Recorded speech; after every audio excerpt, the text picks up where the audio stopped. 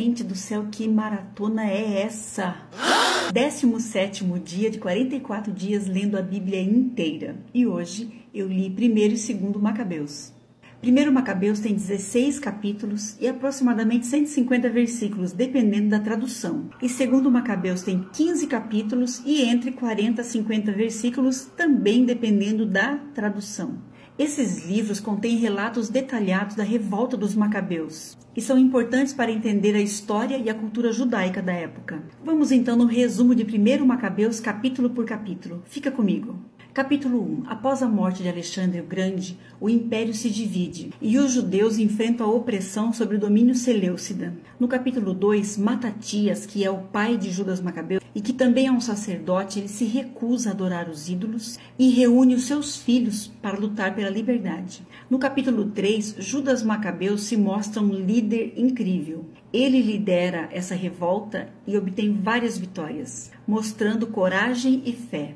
No capítulo 4, os Macabeus purificam o templo e realizam a festa da dedicação, reafirmando a sua devoção a Deus após a vitória. No capítulo 5, enfrentam novos desafios, mas não desanimam. No capítulo 6, Antíoco IV profana o templo.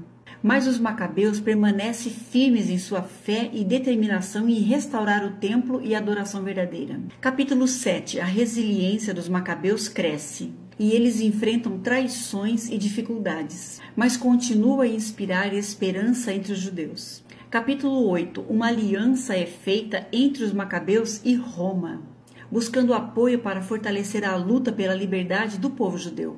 Capítulo 9. Judas enfrenta vários desafios e perdas, mas sua liderança continua a motivar o povo na luta pela liberdade. Capítulo 10. O rei Seleucida reconhece a força entre os Macabeus e busca uma trégua, enquanto Judas procura estabelecer uma nova ordem para Israel. Capítulo 11. O conflito continua com batalhas e alianças estratégicas. Os Macabeus lutam para manter a sua confiança e autonomia e sua identidade. Capítulo 12. Judas envia emissários para buscar apoio entre outras nações, mostrando que a luta pela liberdade é um esforço coletivo. Capítulo 13. Após muitas batalhas, os Macabeus conquistam Jerusalém e reafirmam a sua autoridade sobre a cidade sagrada. Capítulo 14. Judas é reconhecido como líder legítimo de Israel e há um período de paz relativa sob sua liderança. Capítulo 15. Os inimigos dos Macabeus tentam desestabilizar sua conquista, mas eles permanecem firmes em sua luta pela liberdade. Capítulo 16. A história termina com as últimas batalhas de Judas Macabeu e a continuação da luta pela autonomia do povo judeu. E assim termina a resenha do livro de 1º Macabeus. Agora eu vou começar 2º Macabeus. Capítulo 1. Os judeus comemoram a vitória dos Macabeus e a purificação do templo, agradecendo a Deus pelas bênçãos recebidas. Capítulo 2. O livro destaca a importância da tradição e da memória, lembrando como os judeus preservaram a história e a fé durante as gerações. Capítulo 3. O sacerdote Onias III procura proteger o templo, enquanto que um homem chamado Heliodoro tenta profanar as riquezas do templo. Capítulo 4. A corrupção entre os judeus cresce. O rei Antíoco IV tenta impor suas leis, levando a uma resistência fervorosa do povo. No capítulo 5, o rei Antíoco IV invade Jerusalém, causando uma grande destruição, mas a fé dos judeus se fortalece diante do sofrimento. Capítulo 6. A história do mártir Eleazar é contada, mostrando a sua coragem ao se recusar a comer carne imunda e preferindo a morte à desobediência a Deus. Capítulo 7. Uma mãe e seus 7 filhos são condenados à morte por se recusarem a renunciar sua fé. Sua bravura inspira a muitos em Israel. No capítulo 8, Judas Macabeu organiza um exército para lutar a favor do povo e busca recuperar a honra do povo judeu. Capítulo 9. Antíoco IV sofre as consequências das suas ações ímpias e enfrenta uma doença que o leva ao desespero antes de morrer. No capítulo 10, Judas lidera uma campanha para purificar o templo novamente, celebrando a festa da dedicação com alegria e gratidão.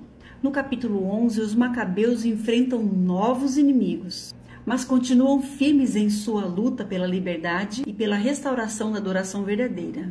No capítulo 12, a importância da oração é destacada quando Judas e seu povo buscam ajuda divina antes de batalhas decisivas.